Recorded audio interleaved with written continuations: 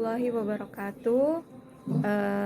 Saat ini di tengah-tengah kita sudah ada Ibu Dina yang akan berbagi dengan kita tentang usaha dan manfaat untuk warga sekitar dan uh, warga sekitar gitu ya. Di tengah-tengah kita sudah hadir Ibu Dina. Assalamualaikum Bu. Waalaikumsalam warahmatullahi wabarakatuh. Oke, sini dengan Ibu Dina ya teman-teman. Ibu Dina ini adalah ibu rumah tangga yang memiliki usaha dan bergerak di bidang perdagangan sebetulnya ya, perdagangan makanan. Beliau ini juga mempunyai beberapa anak asuh dan tergabung di dalam estafet. Kita tanya lebih lanjut dengan beliau apa sih yang dimaksud usahanya dan dimaksud dengan estafet ini. Oke, Bu Dina boleh memperkenalkan diri terlebih dahulu Bu, silakan. Perkenalkan, nama saya Dina Nurhasana, umur saya 37 tahun, sudah berkeluarga dan anaknya ada 2. Saya sehari-hari membuat dan menjual gorengan. Dari hasil itu beberapa sedikit rezekinya saya kumpulkan dan berbagi dengan beberapa anak yatim piatu dan disabilitas. Saya mempunyai anak asuh, untuk saat ini ada 16 anak, itu 15 yatim piatu dan 1 disabilitas. Untuk kegiatan berkomunitas saya mengikuti estafet. Estafet itu sedekah tangsel peduli. Di situ kami ini bergerak tidak hanya berbagi nasi di hari Jumat, bisa membuat dan mendidik anak-anak sekitar rumah tahfiz itu mereka untuk menjadi penghafal Quran atau tahfiz, walaupun mereka tidak ada di pondok itu. Oke, luar biasa sekali ya teman-teman ya. Semoga menjadi inspirasi untuk kita semua. Oke, kita mengulik tentang usaha nih ya teman-teman ya. Tentang usaha. Usahanya selain gorengan apalagi Bu?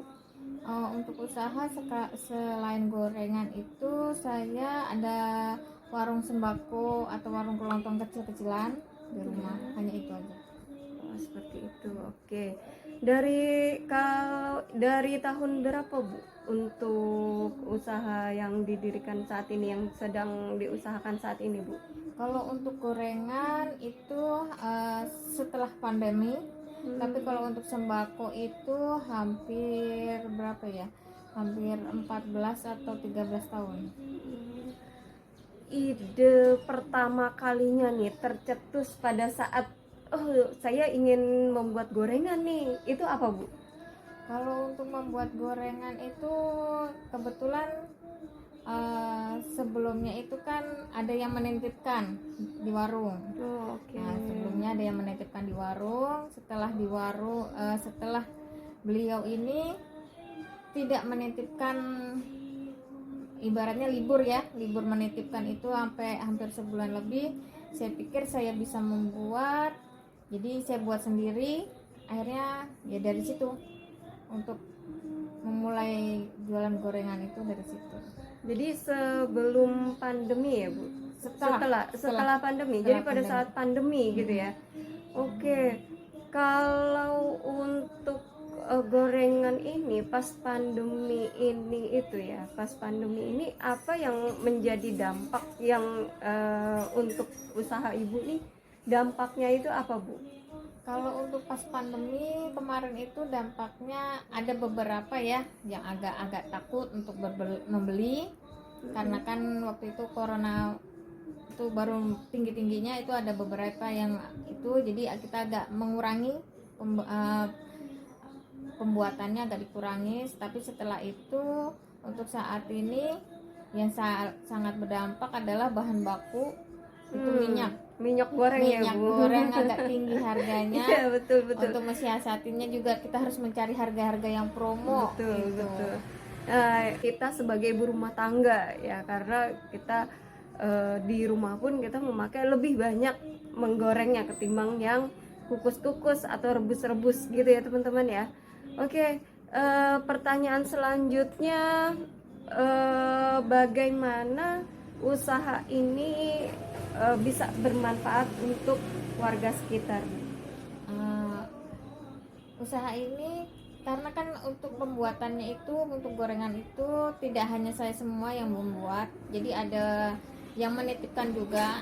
Jadi yang tidak saya buat, ada yang lain membuat, itu bisa membantu yang lain juga untuk menitipkan di tempat saya. Terus dan hasilnya ini saya ngambil sedikit buat celengan untuk anak-anak yatim dan duafa dan disabilitas. Oke.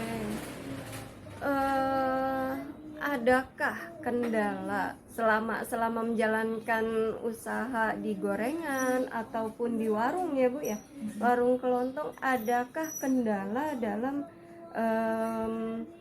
usahanya, kurang lebih seperti itu Bu?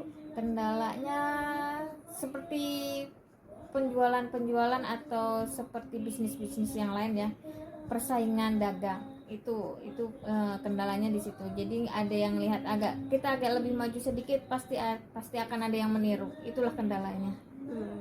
Memang seperti itu ya teman-teman ya. Jadi ini juga jadi masukan untuk kita semua yang memang ingin terjun ke wirausaha. Ya mungkin kendala ini akan kita lewati pada saat kita memulai usaha, kurang lebih seperti itu ya teman-teman. Oke, selanjutnya Bu Dina, pertanyaan selanjutnya ya teman-teman ya, untuk omset nih, boleh ya Bu Dina ya kita mengetahui nih untuk omsetnya gitu. Omsetnya ini per hari kah, per hari aja dulu gitu Bu. Kalau per harinya berapa Bu kira-kira? Kalau omset per hari, karena saya membuatnya selalu konsisten ya, itu per hari itu saya megang sekitar 130 atau 140 ribu itu kalau habis semua. Itu kalau untuk gorengan. Boleh tahu Bu kalau untuk kelontong, toko kelontongnya bagaimana? Kalau untuk kelontong itu tidak bisa ya, tidak bisa perkirakan, tapi untuk per hari sekitar 350 sampai 400.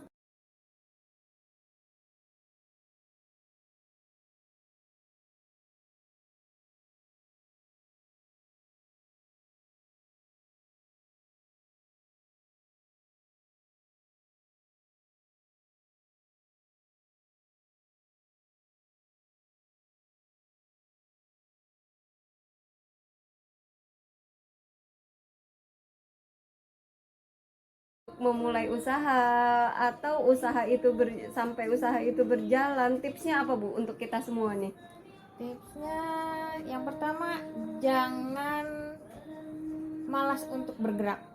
Kita harus bergerak dulu agar tahu bagaimana situasi sekitar, bagaimana berkembangnya ke depan. Itu terus kita juga harus bertahan. Kita harus konsisten dengan apa yang kita buat, apa yang kita kerjakan, kita harus konsisten. Itu aja sih. Oke, seperti itu ya teman-teman ya. Terima kasih Bu Dina atas waktunya, sudah berbagi dengan kita semua. Bermanfaat, semoga bermanfaat sekali untuk kita semua ya teman-teman ya. Oke, makin sukses dan lancar terus usahanya Ibu. Terima kasih. Oke teman-teman, jadi tadi sepenggal wawancara kita karena waktu terbatas ya. Jadi sebetulnya masih banyak nih yang mau saya ulik, mau saya gali tentang Bu Dina ini gitu ya. Jadi di sini yang jadi motivasi saya gitu ya, menginspirasi saya gitu ya, untuk usaha dan untuk berbagi ini jadi seperti ini ya teman-teman. Kita tidak usah menunggu usaha kita besar dulu untuk kita berbagi. gitu ya teman-teman ya. Di sini beliau yang usahanya notabene-nya itu masih baru dan baru berkembang juga ya teman-teman ya. Beliau ini sudah berbagi dengan begitu banyak kegiatan, begitu banyak umat gitu ya. Bagaimana dengan kita? Apakah kita sudah berbagi?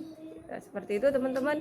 Dan untuk tipsnya itu jadi selalu kita bergerak. Seperti pepatah mengatakan, jangan terlalu nyaman di tempat kita sekarang yang memang sudah nyaman gitu ya. Jadi kita harus lebih maju gitu ya teman-teman ya. Sekian dulu wawancara saya dengan Bu Dina kali ini dengan narasumber kita. Mohon maaf apabila salah-salah kata dalam perbuatan dan perkataan. Wabillahi taufiq wal hidayah. Wassalamualaikum warahmatullahi wabarakatuh.